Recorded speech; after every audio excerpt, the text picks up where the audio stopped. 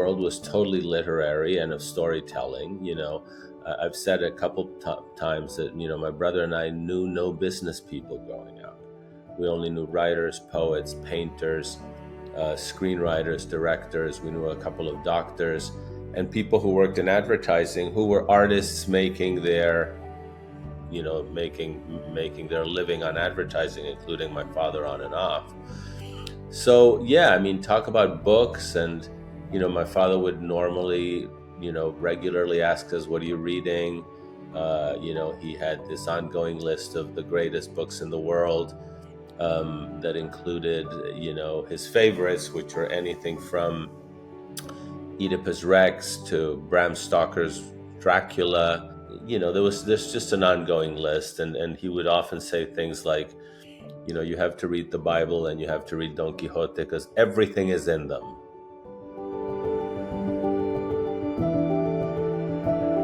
He discussed this a lot. He grew up with his grandparents until he was 6 or 7. It was just, I think, a matter of the time and place, which was not uncommon, that, there was the belief in superstition and fascination with the unknown, and whether ghosts or presences could be felt or interacted with. So I think all this made a great impression. It's funny because just yesterday, by coincidence, I came across a quote from him, from my father, that said that he doesn't know anyone in the Caribbean that is not superstitious. So I think it was, certainly an expression of his belief that that's what that world was like. He often said, I don't believe in ghosts, but I believe that people believe in ghosts.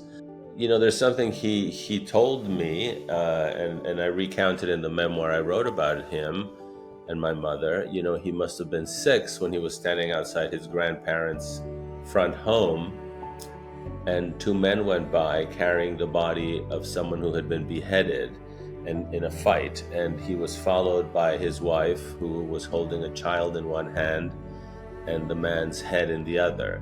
So these if you're going to be a writer, these are very fertile, effervescent worlds to grow up in. Remote towns, where people were steeped in superstition and violence and passions and of course repression. So yeah, I mean, I think that household marked him. He said that's where it all came from.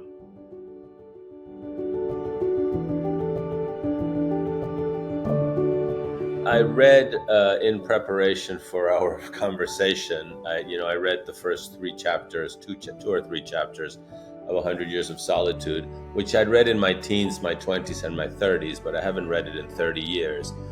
I mean, I was surprised to see even how specific some of the links to reality were. I mean, obviously, my great grandfather, my dad's grandfather, had been a colonel in the civil wars on the liberal side, which was ultimately the losing side. And obviously in the book, everything is exaggerated in the best sense of the word. My great grandfather did not start 30 uprising and lose them all, but he was that guy who was caught in the war, who lost the war, who never received his pension, which is the subject of another one of his books, No One Writes to the Colonel.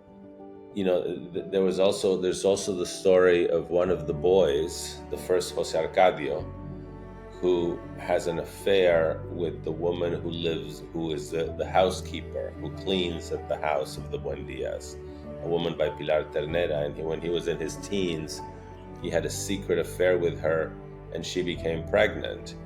And reading it yesterday, I realized it evoked so much the story of one of my father's brothers, who at one point in his teens had become somewhat sullen and withdrawn. And since my father was the oldest, his mother said to him, why don't you take him out, talk to him, see if you can get something out of him. And my father's feeling was probably that she was a little worried that he might be gay. We're talking about the 1950s.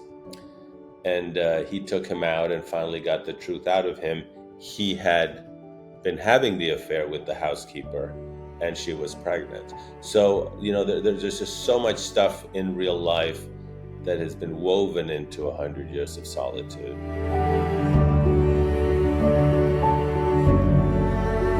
A lot has been written, of course, about or said, or my parents themselves mentioned the period where he, had this, he'd been wanting to write this book for almost 20 years, and he finally found, the light bulb went off, and I think it went off with respect to the tone of the book, the language and the tone.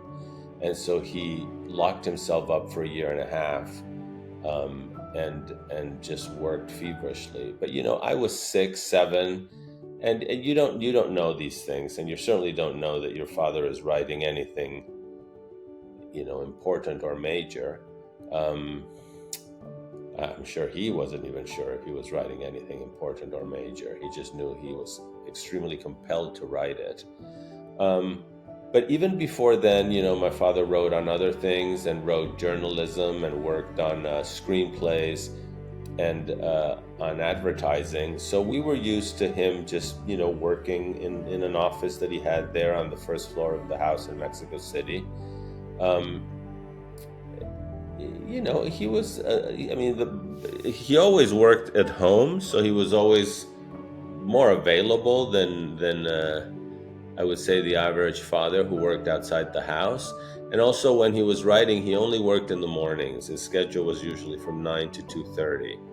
Only later, when he was in the process of revising a book, when the book had already had a form that was being improved, then he would work in the afternoons, because it wasn't so much a matter of working really hard and then both needed to rest in the afternoon and to reflect in the afternoon and to try to stop his brain from, it would be exhausting. He thought it was exhausting to write for 12 or 14 hours, the way Dickens might write, who just wrote late into the night.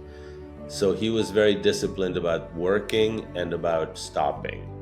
He had that cycle I describe in the book where, he'd come back from working and saying, oh, I'm writing the greatest book ever written since, War and Peace.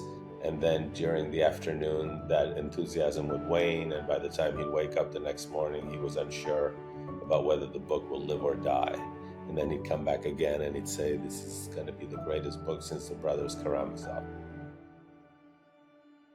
I think he carried them with them when he was writing. He'd finish a book and he would, move on from them. Obviously, there were characters that he'd created and he knew everything about them.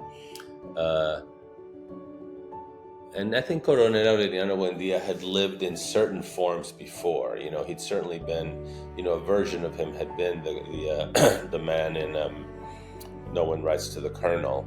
And he'd appeared in other forms, in other stories.